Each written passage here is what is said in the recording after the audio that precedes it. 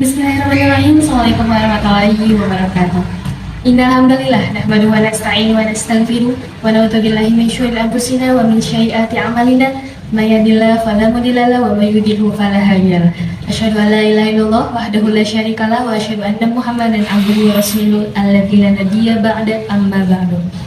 Halo semuanya, ketemu lagi dengan saya Yuni Asma Latifah dengan NIM 122080113 dari Prodi Pendidikan Kimia semester 3 kelas C UIN Sunan Gunung Jati Bandung. Nah, pada kesempatan kali ini saya akan mempresentasikan mengenai pengembangan bahan ajar pada materi keseimbangan kimia berorientasi multiple representasi. Selanjutnya ada outline yang akan kita bahas pada kesempatan kali ini. Ada pendahuluan, metode penelitian, hasil dan pembahasan, dan yang terakhir ada kesimpulan. Dari selanjutnya ada pendahuluan. Nah, yang pertama ada keseimbangan kimia. Beberapa siswa tuh mengalami miskonsepsi dan juga kesulitan dalam memahami konsep keseimbangan kimia ini tuh. Nah, yang kedua ada abstrak dengan contoh konkret, bahwa konsep keseimbangan kimia tuh memiliki jenis konsep yang abstrak dengan contoh konkret. Maksudnya apa sih? Nah, maksudnya itu mengandung atribut sukar dimengerti sehingga sukar untuk memberikan contoh dan juga non-contohnya sendiri gitu ya teman-teman. Selanjutnya yang ketiga ada multiple representasi kimia. Dalam hal ini tuh harusnya ada tiga, yaitu makroskopik, submikroskopik, dan juga simbolik.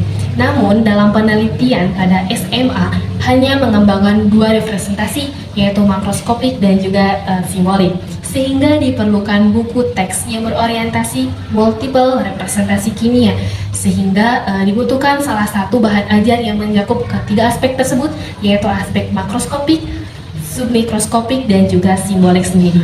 Mungkin teman-teman bisa dilihat gitu ya, ini tuh adalah salah satu contoh bentuk video. Video ini tuh akan menjelaskan sedikit mengenai konsep keseimbangan kimia. Nah, dalam video ini tuh termasuk ke dalam simbolik. Ini adalah salah satu contohnya ya teman-teman. Mungkin kita lihat terlebih dahulu untuk video berikut ini. Tahukah kalian tentang kesetimbangan? Apa yang dimaksud dengan kesetimbangan? Coba perhatikan ilustrasi berikut ini. Saya mempunyai sebuah botol terbuka dan botol tertutup, dan saya letakkan di ruang terbuka, terkena sinar matahari, dan tunggu beberapa hari kemudian. Apa yang akan terjadi? Air di dalam botol terbuka tampak berkurang, sedangkan air di dalam botol tertutup relatif tetap. Mengapa demikian? Kalian tentu tahu bahwa pada suhu tertentu, air akan berubah menjadi uap air atau menguap. Di dalam botol terbuka, air yang menguap akan keluar dari botol, sehingga jumlah air di dalam botol akan berkurang.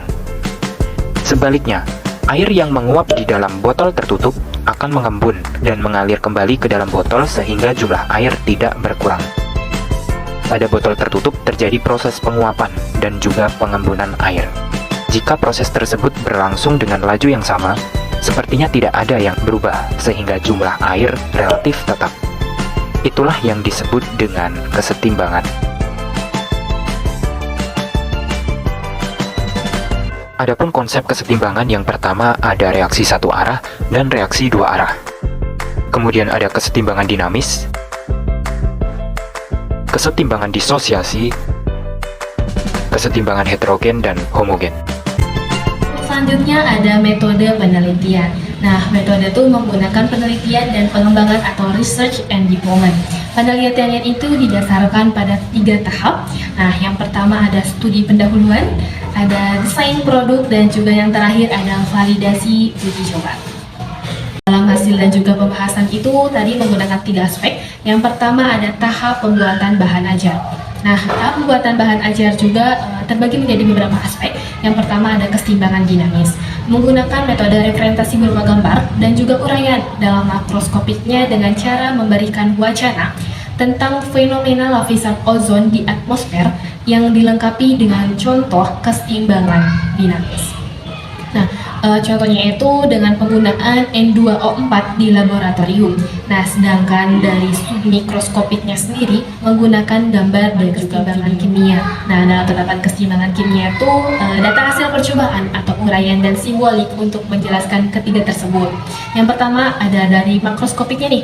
Dari makroskopiknya itu ada memberikan data hasil percobaan penguraian N2O4 yang kemudian dianalisis untuk menentukan rumus umum tetapan keseimbangan kimia. Selanjutnya ada submikroskopik. Nah, pada submikroskopik ini tuh keseimbangan homogen dan juga heterogen diberikan dengan video berupa penguraian N2O4 dan pembentukan zat yang lain dihubungkan dengan makroskopik dan juga submikroskopiknya sendiri, teman-teman. Selanjutnya yang ketiga ada faktor-faktor keseimbangan kimia. Nah, yang dari makroskopiknya sendiri, nih dalam makroskopiknya itu melakukan percobaan di laboratorium yang dapat diamati langsung oleh panca indera gitu ya, dengan pembuatan contohnya itu dengan pembuatan amonia dan asam sulfat. Nah, hasil percobaannya itu berupa submikroskopik dalam bentuk gambar berupa penulisan persamaan reaksi kimia dilengkapi dengan latihan soal dan juga validasi. Nah, dilakukan terhadap 6 orang ahli materi dengan mengisi lembar isian dan juga angket. Nah, secara umum saran perbaikan dari para ahli ini tuh terhadap bahan ajar seperti gambar diberi referensi, urutan penulisan konten, dan yang terakhir ada aturan penulisan persamaan keseimbangan kimia. Sehingga dapat dilihat untuk tabelnya gitu ya, bahwa seluruhnya itu menggunakan valid. Nah, valid ini tuh berarti layak untuk digunakan dalam materi konsep keseimbangan kimia sendiri. Tahap uji coba kelayakan. Nah, tahap uji coba kelayakan ini tuh mungkin bisa dilihat gitu ya, yang paling menonjolnya itu 88,5% baik, 11,5% cukup, dan yang terakhir ada 0,5% kurang. Nah, jadi konsep keseimbangan kimia ini tuh cukup mampu atau cukup gitu ya dalam bahan ajar materi konsep keseimbangan kimia di tingkat SMA sendiri. Tahap uji coba ini tuh dilakukan kepada 20 siswa pilihan dari SMAN 1 Cipata. Nah, dalam hasilnya mungkin boleh dilihat gitu ya teman-teman dalam tabel ini tuh, bahwa dilihat yang paling menonjol itu tuh ada 88,5% baik, 11,5% cukup, dan yang terakhir ada 0,5% kurang. Jadi konsep keseimbangan kimia ini tuh cukup untuk mampu gitu ya digunakan pada bahan ajar materi SM. Ada kesimpulan. Nah, berdasarkan hasil angket validasi diperoleh nilai rata-ratanya itu 0,88 yang valid dengan interpretasi nilai kelayakan sangat layak. Nah, sedangkan untuk tanggapan siswa terhadap bahan ajar keseimbangan kimia sendiri itu kebanyakannya itu 88,5% baik. Dan terakhir ada kesimpulan. Berdasarkan hasil angket validasi diperoleh nilai rata-rata 0,88 yang valid dengan interpretasi nilai kelayakan yang sangat layak. Sedangkan tanggapan dari siswa terhadap bahan ajar keseimbangan kimia 88,5% menyatakan baik dan 11,5% menyatakan cukup. Sehingga bahan ajar keseimbangan kimia yang berorientasi multiple representasi kimia dikategorikan baik dan dapat digunakan sebagai sumber belajar siswa. Oke, mungkin cukup sekian dari saya. Mohon maaf bila ada kekurangan dan juga kesalahan. Wabillahi taufiq wal hidayah. Wassalamualaikum warahmatullahi wabarakatuh.